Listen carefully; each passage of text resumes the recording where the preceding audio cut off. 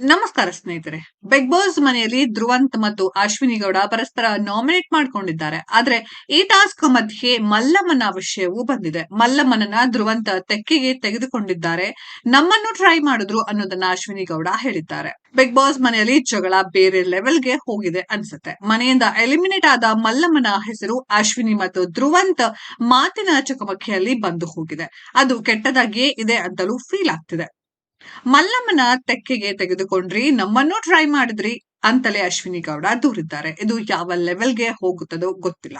ಆದ್ರೆ ಪ್ರೊಮೋದಲ್ಲಿ ಇದು ಹೆಚ್ಚು ಗಮನ ಸೆಳೆಯುತ್ತಿದೆ. ಮಲ್ಲಮ್ಮ ಮತ್ತು ಧ್ರುವಂತ್ ಕ್ಲೋಸ್ ಆಗಿಯೇ ಇದ್ರು. ಅಮ್ಮ ಅಂತಲೂ ಧ್ರುವಂತ್ ಕರೆಯುತ್ತಿದ್ರು. ಅವರು ತಮ್ಮ ಆಟವನ್ನ ಆಡಿದ್ರು, ಮನೆಯಿಂದ ಹೋದ್ರು. ಆದ್ರೆ ಈಗಲೂ ಮಲ್ಲಮ್ಮನ ಮಾತು ಮನೆಯಲ್ಲಿ ಚರ್ಚೆ ಆಗ್ತಿದೆ ಅನ್ಸುತ್ತೆ. ಅದಕ್ಕೆ ಉದಾಹರಣೆ ಅನ್ನುವ ಹಾಗೆ ಅಶ್ವಿನಿ ಗೌಡ ಮತ್ತು ಧ್ರುವಂತ್ ಅವರು ಪರಸ್ಪರ ಕೊಟ್ಟಿರೋ ಕಾರಣಗಳಲ್ಲೂ ಬಂದಿದೆ. ಮನೆಯಲ್ಲಿರೋ ಸದಸ್ಯರಿಗೆ ಬಿಗ್ ಬಾಸ್ ಟಾಸ್ಕ್ ಕೊಟ್ಟಿದ್ದಾರೆ. ಬಟ್ಟೆಗಳನ್ನ ಜೋರಾಗಿ ಒಗೆಯಬೇಕು, ಹಾಗೆ ನಾಮಿನೇಟ್ ಮಾಡೋರ ಹೆಸರು ಹೇಳಿ ಕಾರಣ ಕೊಡ್ಬೇಕು ಅಂತ.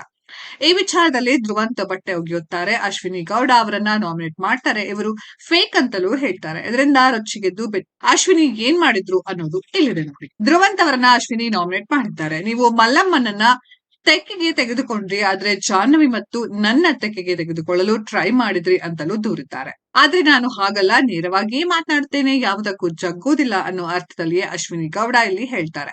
ಆದ್ರೆ ಧ್ರುವಂತ್ ಏನು ಕಡಿಮೆ ಇಲ್ಲ, ಇಡೀ ಮನೆಯನ್ನ ಜಾಹ್ನವಿ ಮತ್ತು ಅಶ್ವಿನಿ ಗೌಡ ಮಿಸ್ಯೂಸ್ ಮಾಡ್ಕೊಂಡಿದ್ದಾರೆ ಅಂತಲೂ ದೂರಿದ್ದಾರೆ. ಇದೊಂದು ರೀತಿ ಮಜವಾಗಿಯೇ ಇದೆ. ಈ ಟಾಸ್ಕ್ ಅಲ್ಲಿ ಬಟ್ಟೆಯನ್ನ ಜೋರಾಗಿಯೇ ಒಗೆಯಬೇಕು, ನಾಮಿನೇಟ್ ಕೂಡ ಮಾಡಬೇಕು. ಮನೆಯ ಎಲ್ಲಾ ಸದಸ್ಯರು ಇದನ್ನ ಮಾಡಿದ್ದಾರೆ. ತಮ್ಮದೇ ರೀತಿಯಲ್ಲಿಯೇ ಮಾತುಗಳನ್ನ ಹೇಳಿ ಆಯಾ ಸದಸ್ಯರನ್ನ ನಾಮಿನೇಟ್ ಮಾಡಿದ್ದಾರೆ.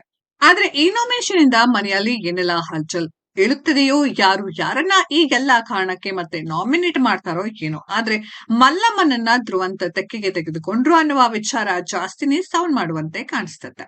ಸ್ನೇಹಿತರೆ, ಇದರ ಬಗ್ಗೆ ನಿಮ್ಮ ಅನಿಸಿಕೆಯನ್ನ ಕಮೆಂಟ್ ಬಾಕ್ಸ್ ಅಲ್ಲಿ ಕಮೆಂಟ್ ಮಾಡಿ. ಈ ವಿಡಿಯೋ ಇಷ್ಟ ಆಗಿದ್ರೆ ಲೈಕ್ ಮಾಡಿ, ಶೇರ್ ಮಾಡಿ, ಚಾನೆಲ್ ನ ಸಬ್ಸ್ಕ್ರೈಬ್ ಮಾಡಿ, ಪಕ್ಕದಲ್ಲಿ ಇರೋ ಬೆಲ್ ಐಕಾನ್ ನ ಹಿಟ್ ಮಾಡಿ. ಮುಂದಿನ ವಿಡಿಯೋದಲ್ಲಿ ಭೇಟಿಯಾಗೋಣ.